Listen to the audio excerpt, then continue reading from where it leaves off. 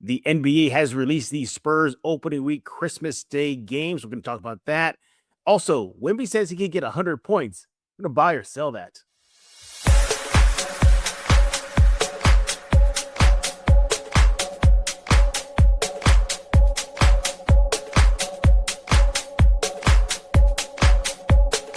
Happy Wednesday. Welcome back to another episode of Spurs in Focus right here on YouTube, iTunes, Spotify, Amazon Podcasts, Pocket Cast. We are everywhere. Go subscribe right now.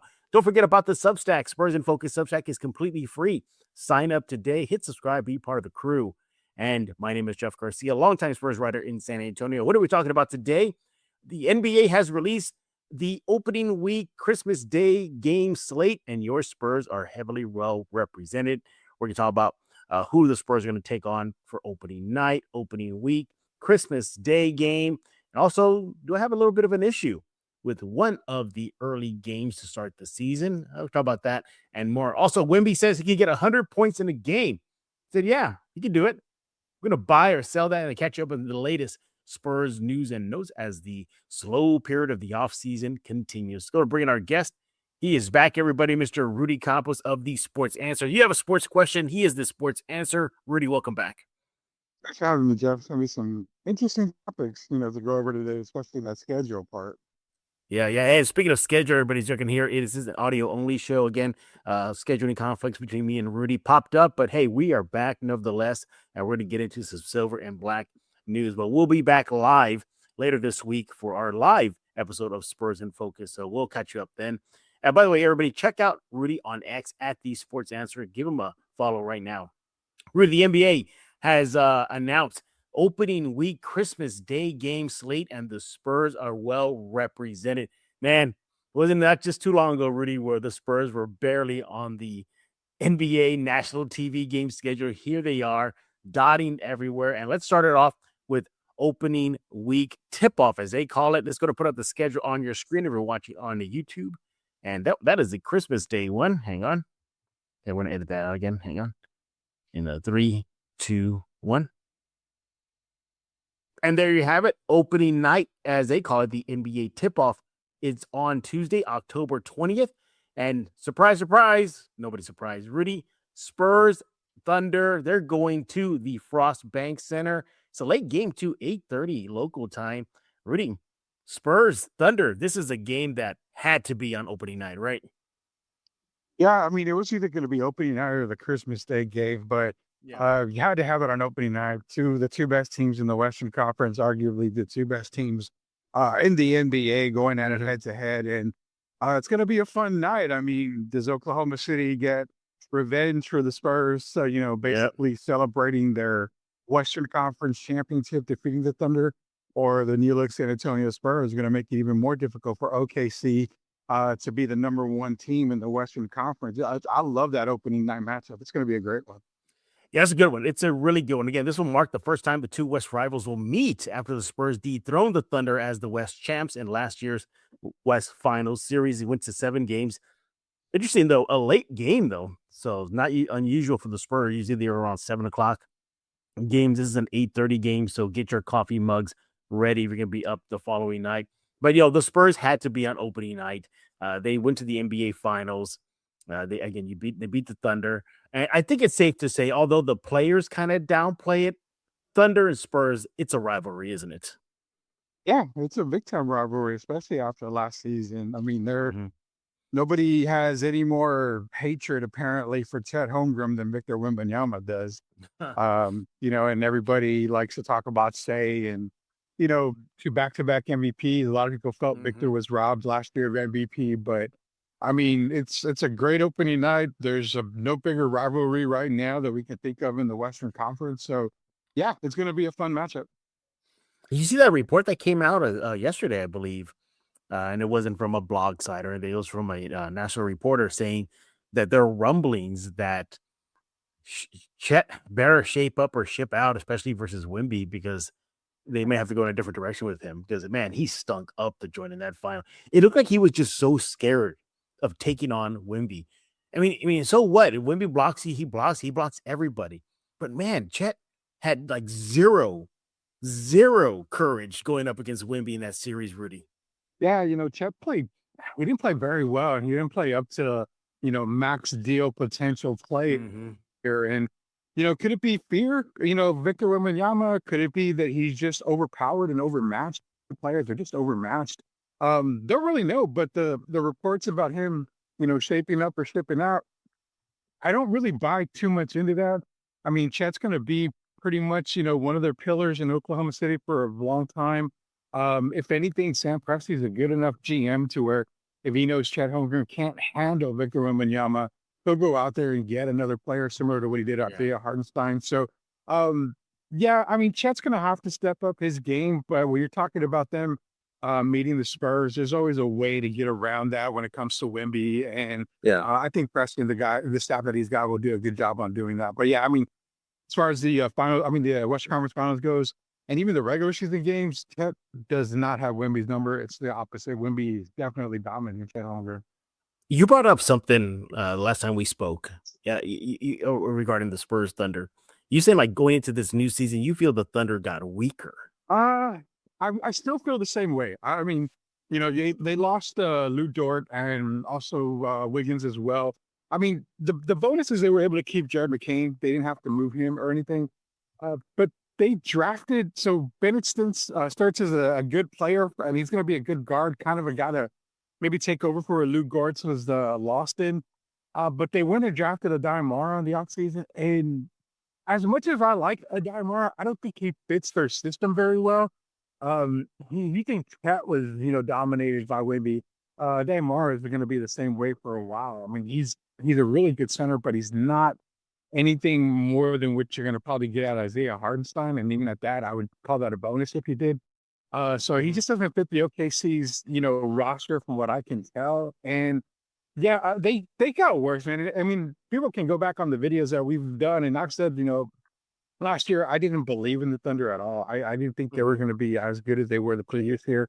And I even said the previous year against Indiana in the finals that they probably shouldn't have won that NBA finals if we're being completely honest. But they kind of just took a little bit step back, in my opinion. They're still going to be one of the top teams in the Western Conference. There's no doubt about that. But yeah, I think they really took a step back this offseason. Yeah, well, we'll see exactly how that goes down. I got Spurs winning an opening night. I think it'd be a great game, though. So we're looking forward to that. Sorry, Thunder. Maybe the Spurs will make it painless for you guys, but we'll see what happens.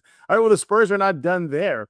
The NBA continued to rep the Spurs in their opening week, and the Spurs, Rudy, will be in Austin, Texas for it looks like the second game of the season as the Rockets and Spurs will hook up at the Moody Center. Again, another late game, 8:30 Central, and it'll be on Prime. All right, Rudy, I have an issue with this. One, I understand Austin gets two games. This is one of the two, but this is a no pun intended. This is a prime game. Like it is a primo game. This is a marquee game. In-state rivals, Rockets, Spurs. Both fan bases don't like it. I just feel bad for the San Antonio fan base that they're going to lose out on a big marquee game like this. Your thoughts? I get the fans' perspective, and it kind of sucks that the second game of the year for the Spurs, first game of the year for the Rockets, is going to be in Austin, Texas. The only I could think of it's because of Kevin Durant.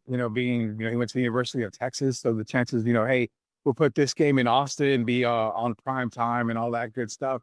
Uh, Outside of that, I don't understand why it's a primetime game, but you said it's a prime game, and I'm like, oh, did we really see what Houston did in the offseason? I mean, they didn't Yeah. do any better than any other team that didn't do anything. So, um, I don't know. It's too early in the season to even have a game in Austin, I feel.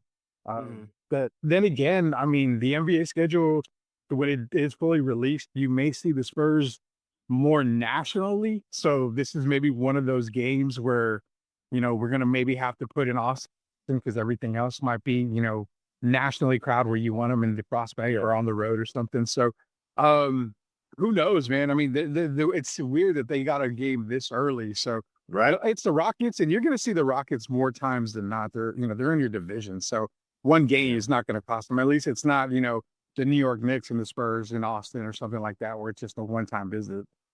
Correct me if I'm wrong. I think the Spurs are going to be having quote unquote home games 4 times this year.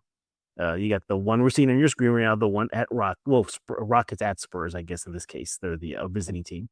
Then you can have another one in Austin. That's 2. Then there's 2 more overseas this year. Yeah. I believe 1 in France, then I think 2 in France, I believe, or just overseas, period there. So I don't know. How do you feel about that as the San Antonio fan base in San Antonio lost out on another game? Those are 4 games that are away from San Antonio. Well, I mean, if you're talking 2 international games, you can blame, Victor Wembanyama on that. I mean, he's an international star. So, and I'm not, don't come at me at the comments. I'm not being mean to him. So fans got to understand. I mean, you're blaming him because he's an international star. He's bringing international eyes to the San Antonio Spurs. So of course you're going to have international games. But losing 4, considering you got 41 games, so you're only going to have 37 games at the Prospect Center. Mm-hmm. You're probably anticipating that they're going to make another deep playoff run, possibly another finals run. So, in a fan's perspective, you lose 4 games to the year, but then you gain a lot more games when it comes to playoffs. So, Yeah. I guess it evens out somewhat. I do feel bad for fans, but at the same time, think about it. Ticket prices, man. I mean, they're going to go through the roof if not already. So you get to save on 4 games where you don't have to spend that extra money. I mean, there's a bonus to a lot of stuff. Yeah, exactly. That's a good point there too. Spurs will have a deep postseason run, hopefully, crossing fingers, and the Spurs fan base in San Antonio will make that up in those primo games. But nevertheless, yeah, Rockets at Spurs technically, but in Austin, how confusing it gets.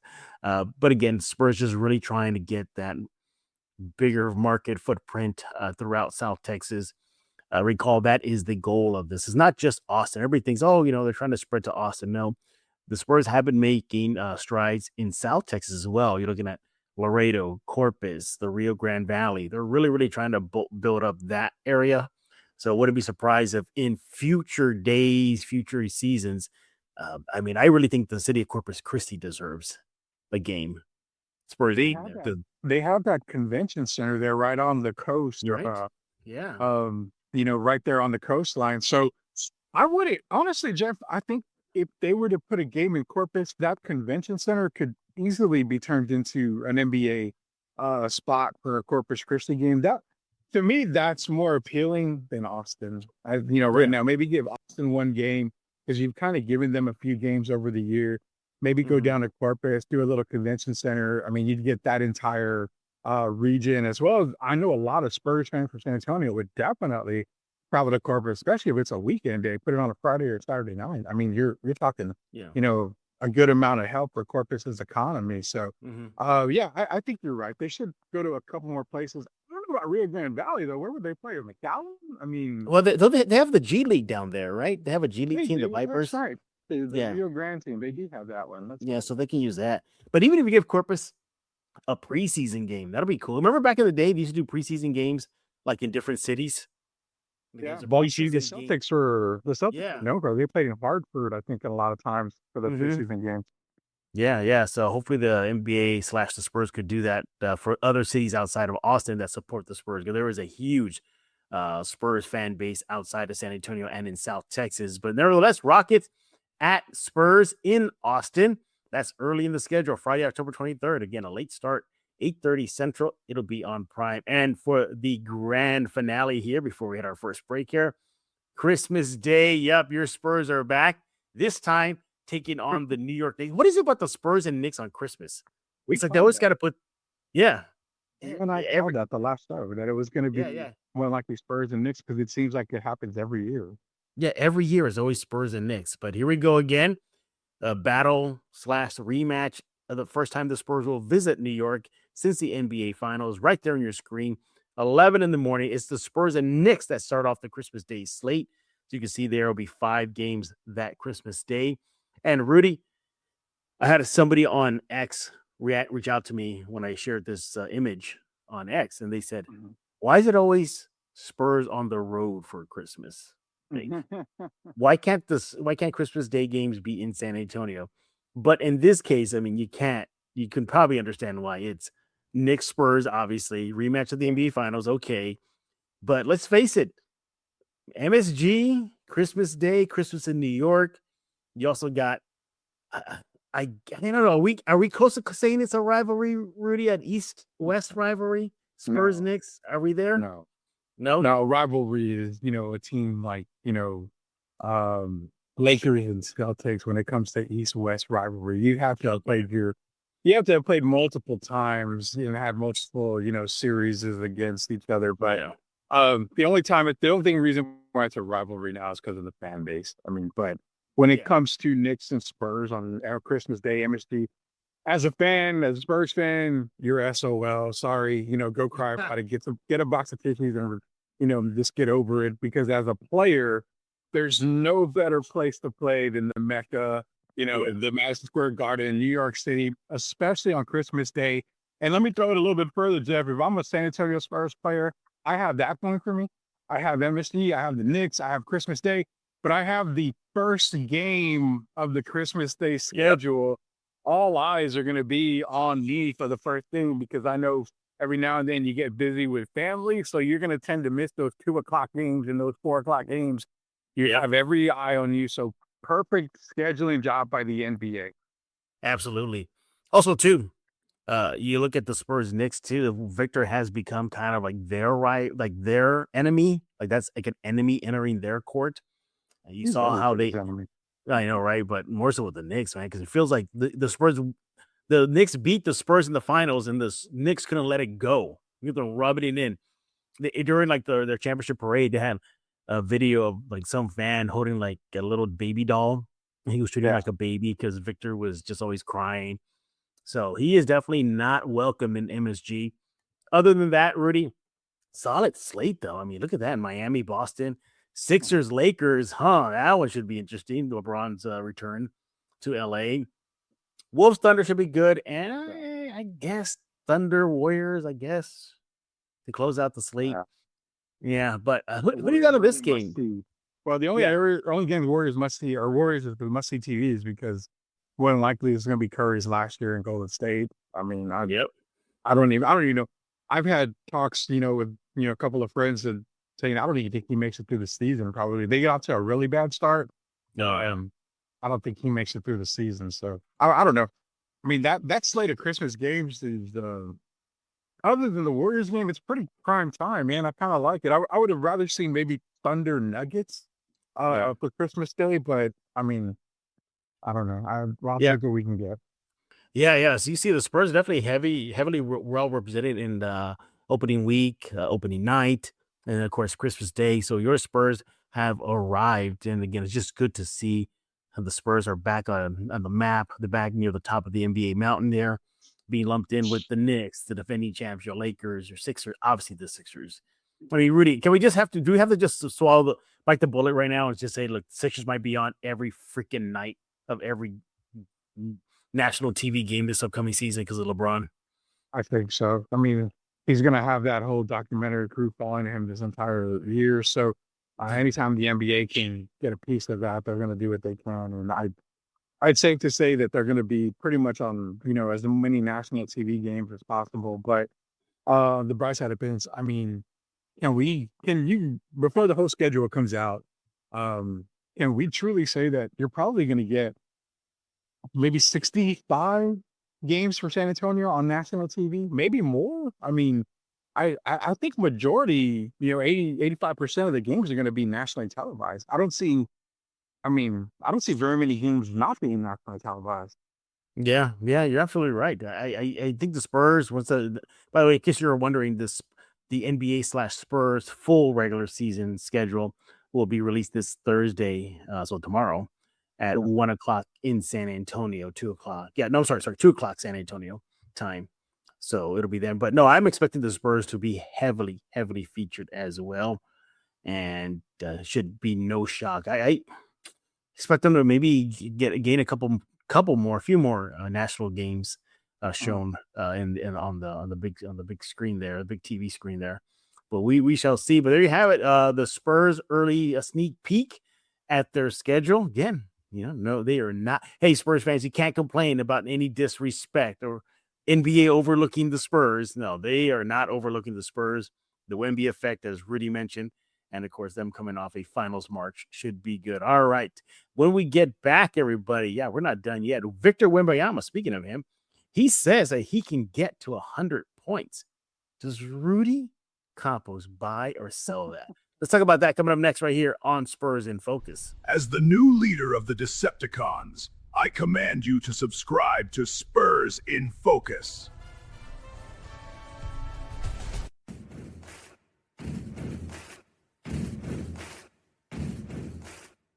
And we are back right here on Spurs in Focus, joined by Mr. Rudy Campos. He is with The Sports Answer at The Sports Answer on X. Give him a follow right now. Let's catch up with some Spurs news, and perhaps the big one, or the fun one, I should say, is during Victor Wembanyama's event out in France called Hoops Gambit, which basically is just a weekend, a couple of days of chess and basketball. He did a Q&A. And during the Q&A, he was asked, do you think you could ever get 100 or more in a game? And Rudy Campos, he said he can. He says, I agree that he can get 100 points. In case you're wondering, before we continue, Rudy, Wemby's highest scoring output so far in his early NBA career is 50 points. That's the highest he's scored in the game so far. Buy or sell, Victor can get 100. Well, I mean, the first question is, which Victor are we getting? Are we getting the 3-year Victor that we've seen, or are we getting a new look Wemby where he plays more with his back to the basket in the paint area? If it's we're talking about a 3-year Victor, I'm going to sell the fact that he's going to get 100 points because he relies too much on the jump shot. He relies too much on the 3-point line, and he gets fouled, but he doesn't go to the foul line nearly as enough as he needs to achieve that 100-point mark. I mean, most notably, Bam Adebayo shot made like 25, 28 free throws, I think. So all the attempts that he got, I mean, that free throw line is like, gold, when it comes to trying to score 100 points. But if you're getting, back to the basket post area, Victor, I mean, you're talking to make 12 shots a quarter. I mean, he can easily get 7, 8, or 9 of those in the paint area per quarter. So then you're talking, ideally, he can easily get there and knock down the 3. He'll get fouled more in the paint area, so he gets to the line quicker for an additional 5, maybe 6 points. So it depends on which Victor you're getting, but I like the confidence in him. It's, of course he's going to say, yes, I can score 100 points when you're on a podcast. I mean, you're not going to, downgrade your game at all. But it just depends on which Victor you get. If we get the Victor we currently have, it's going to be very difficult for him to score 100 unless he just gets on a complete hot streak like a Klay Thompson, where he didn't miss a shot in that entire quarter, breaking George Gervin's record. But I mean, it just depends on what it is. Me personally, I think he falls a little bit short unless he changes his game. Too. Yeah, the next closest ever in NBA history was Bam Adebayo last season with 83 points. And then Kobe Bryant after him with 81. Those have been the 2 closest players to get to 100 points.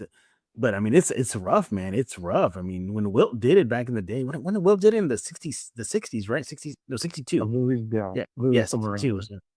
Yeah, I mean, it was different era, different. I mean, you talk about Victor being an alien. That was an alien times 2 with Wilt Chamberlain playing. It was all in the paint for Wilt. Yeah, he was all exactly. He was all in the paint. Everything was in the paint, and that's what Victor's gonna have to do. There's no video footage of the 100 though, right? None. So apparently there is footage. But and also they've got the scorebook or something, from that game. I mean, they have evidence of it, but like the kids these days say, if there's no video, there's no clue. So it's kind of hard to get that. But I mean, apparently they have been able to verify that it happened. Yeah, I'm gonna sell. I think Victor gets close. I don't think he gets to 100. I can see him maybe getting like 80, like an 80-point game. The way I see 75. Yeah, I don't think he goes higher than 75. If he does, fantastic. But I think he can get to his 70-point game. Or how about this? Can he break David's franchise record of 71? Yeah, I can definitely see that. Only because he's got the 3-point shot. He can knock down 3-pointers when David never shot 3s really. So yeah, I think I think Victor can get to 70. 75 is what I would maybe put him at a game. Yeah, I got him getting 80. I think I could see him getting 80. I know Haka Wemby, I could see that happening. You mentioned the 3 shot. I could see that. The only problem I see is, so let me go back to David and then let's go to Bam's thing. This is the issue. The Spurs are probably never gonna play him in blowout opportunities like that. So Bam got hot. Eric Spoelstra kept him in there, to get points, and they gave him a shot. Every day he looked at him, everything.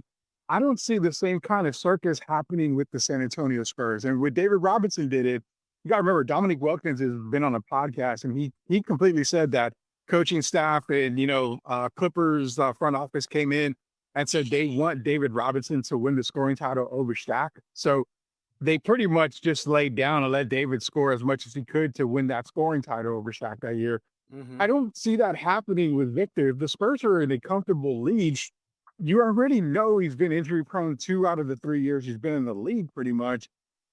Why are you going to risk a championship run for allowing him to stay in a game to break a record or to get to 100 points? It's cool to have, but you know what's even cooler? More titles, more banners at the Frost Bank Center. That's even cooler, more than scoring 100 points. So that's the negative part of it. I don't think they ever put him in long enough to where he hasn't a chance to get to 100 or even to get to 80 at that. I can see Victor just looking at the coaching staff like, put me in. Just put me in. I can see himself checking himself in on his own. I can see that. You could, but as a Spurs fan, and as both of us, I cover the Spurs. What if happens? What if pushes an ankle trying to get to that? I mean, you just put your season in jeopardy. So you got to be smart about it. I mean, the Heat aren't going to win titles under Bam Adebayo. So giving him 83 points it's kind of an accomplishment they want to give to him. The Spurs at the time, they were going after a scoring title for David Robinson. So it was the last game of the year, if I'm not mistaken. Yeah, it was the last game of the year. It was, yeah. Victor was. Is Victor going to ever average 32 points a game where Shea and the other guys, Luka, averaged 31 points a game? Probably not. So scoring title, Dave, yes, check. Bam Adebayo, they're not going to win a title. Give them the 83 because they're just a terrible team. Victor has a lot more to play for. So that's kind of where it balances out for me. Like, do you want to give it to him? Yeah, but if he doesn't have 70 by end of 3 quarters, there's no reason to play the 4th quarter for him. And in case y'all are wondering, the second highest scoring output in Spurs franchise history was done by George Gervin. No surprise there. 63. Yeah, 63 in 78. He had 63. And by the way, if those are wondering about Victor's 50-point, that's career high, that was against the Wizards in 2024. So we got to play some bad teams, and they're a good team this year, so they ain't gonna be against the Wizards. Yeah, and another good thing about it too is Wemby. He just started his NBA career. He's just 22 years old. He's gonna have plenty of shots at 100 points a game in a game, but I just can't see that happening. I think he'll get like Bam Adebayo close, Kobe Bryant close. I think he will. You think? Okay, how about this? Do you think he'll just join the 80-point club? Period. Just the 80-point club. I would probably put more stock into that than I would the 100-point club. Okay. I would probably put a lot more stock in that clip. Even at that, I'm not betting the house on it. I'm betting a few bucks here and there. But I mean, as we read this, I can already feel the hatred coming from Spurs comments. I already know it's gonna happen, but they see it one way, man. They see Wemby as be all tell all things. So that's it. I get it. Well, let us know what y'all think, everybody. Think Victor can get 100 points in a game? Let Rudy know on X at The Sports Answer. Let me know on X at Jeff G Spurs Zone. Another Spurs news. According to your report, the Spurs have signed guard Taylon Peters to a training camp deal, Exhibit 10 contract. You're probably scratching your head like, who the bleep is this guy?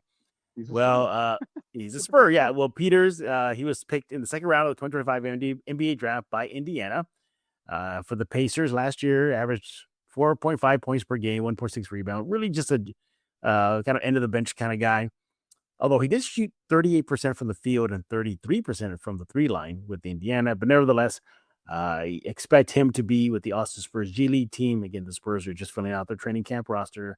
No need to say, all right, title-bound NBA championship, here we come because of Peters. That ain't like that. Also, too, he's a guard. So the Spurs have a lot of depth at that position. You all know Fox, Castle, Harper, McLaughlin, Gillespie. And as it stands right now, there are 18 players on the training camp roster, and training camp starts on September 29th. 9th. In other Spurs news, speaking of Victor Wembanyama, this should be no shocker at all. NBA 2K27 has released the top 10 shot blockers in the video game. And check this out, Rudy. Victor Wembanyama, well, at least Pixel Victor Wembanyama. Number one, okay, that's not a shock right there. But he was given a rating of 99 as a shot blocker. That's a near perfect score, Rudy. Should he got 100? Speaking of 100, right? Should he have been the first 100 rated player in that department? If I'm not mistaken, I think 99 is the highest you can go. Highest? Okay. Even if you go to creative player, you go like max out your player, it's 99 and 99. So, Well, so he then basically got the perfect score. he got the perfect score. Thank you. Yeah. If you were wondering, second place was Alex Sarr with the 97, Jay Huff, the Pacers, 96, and Chad Holmgren, 96, number 4, Donovan Clinkham, number 5, with a 95. But no shocker there. No shocker there. Nobody should be surprised. Victor, at least in the video game, is the NBA 2K27 leading shot blocker, and likely will happen in the real deal in the NBA regular season. Victor will lead it once he's led the league in shot blocking 3 years straight now. 3 years straight. Surprise me. I mean, he's a great defender, especially a recovered defender. Has great recovery. So yeah, it doesn't surprise me. Do you think we're gonna get Wemby Defensive Player of the Year award fatigue, kind of like MVP fatigue for Shai Gilgeous-Alexander or Joker? Two different things. I mean, I don't think you can get fatigue for Defensive Player of the Year, because if you are just the best defensive player, I mean, there's something there. You got to be able to score. And if you can't score on him, there's no reason why you can't vote for him. And I don't think you'll get it unless, you get maybe Rudy Gobert just, starts blocking the shots left and right and making it difficult. I will say that I don't think we will ever see another guard or forward win the Defensive Player of the Year, as long as Victor's a part of the NBA. Yeah. And finally, in Spurs news, or should I say Austin Spurs news, Rudy, it is your chance to shine. Rudy, you have a shot to become part of the Spurs family as a player, as the Austin Spurs are hosting open tryouts on Saturday, September 12th in Leander, Texas. And it'll take place from 9 a.m. to 12 p.m. Those that are looking to land a spot on the Austin Spurs squad as a walk-in, they'll be taking part in skills drills, scrimmages. Austin Spurs coaching staff will be leading the way. Spurs basketball operations staff will be on site to observe. And up to 3 participants may be invited to Austin Spurs training camp. That's pretty wild there. You'd have to pay. It's $200 cash, but kind of reminds you, Rudy, of Jonathan Simmons, man. Rudy Campos, will you be the next Jonathan Simmons? Absolutely not. My NBA career was over the moment I graduated from high school, and they didn't accept me for the NBA draft. No, I won't be able to make the Austin Spurs. I got a family, man, so I can't leave my family behind and go chase an NBA dream, even though I guarantee that if I was to try out, I would definitely be in the top 3. There's no doubt in my mind. Why do I want to put Dylan Harper and Steph Castle in the back? There you go. I mean, Harper's already coming off the bench. No reason to put Castle on the bench when I make it to the league. So you don't want to embarrass those guys, right? No, I mean, there's no reason why I want to embarrass these kids. They got a great future ahead of them. There's no reason for me to come in and steal the limelight. Well, if you want to try out for the Austin Spurs and get all the information, you want to go to the Spurs in Focus Substack right now. There you'll see it. Go check it out. Sign up. By the way, did you see videotape from the Pistons open tryout for their G League team? Oh my God, that was hilarity, man. That was hilarious. Was any guy in shape? If you consider round the shape, there was a lot of round guys there. Yeah, it was great. So they have some quick Spurs news and notes. Mr. Rudy Campos, he is with The Sports Answer. Rudy, talk to us about The Sports Answer. Sports Answer is going to Answer Now TV on YouTube. Hit that subscribe button. It's myself and Derek Urban. We bring you the Friday Night Drive or the Thursday Nights Live, but no matter what, if you subscribe to Answer Now TV, hit that subscription button. Also, hit the alert button. You'll know when we go live, so you're never left out. A lot to talk about. We started talking a little bit about the NFL last week. We talked about Project Marvel last week. This week, we're going to talk about the NBA schedule that's being released. So we'll have all your Spurs and all your NBA news on The Sports Answer. when you have those sports questions, we got the sports answer, Third Urban and myself. He is Rudy Campos. He is on X at The Sports Answer, as well as on YouTube, again, at The Sports Answer. Go give those two platforms a follow. Rudy, thank you so much. I'll be seeing you in a couple days as we'll be having a live episode of Spurs in Focus this Thursday night. So be there, everybody. Join myself and Rudy. We would appreciate it. Again, thank you, Rudy Campos. Everybody else, thank y'all for making Spurs in Focus your first and only spot for all things San Antonio Spurs. You want to come here every day, every second, every week, and to catch up on the latest and greatest of the silver and black. We are on YouTube, iTunes, Spotify, Apple, iTunes. I mean, seriously, pick a platform. We are everywhere. The Substack, Spurs in Focus Substack, is completely free. Hit subscribe, be part of the crew right now. So with that, again, I thank you. So for Mr. Rudy Campos, I am Jeff Garcia, and now you're in focus with Spurs in Focus.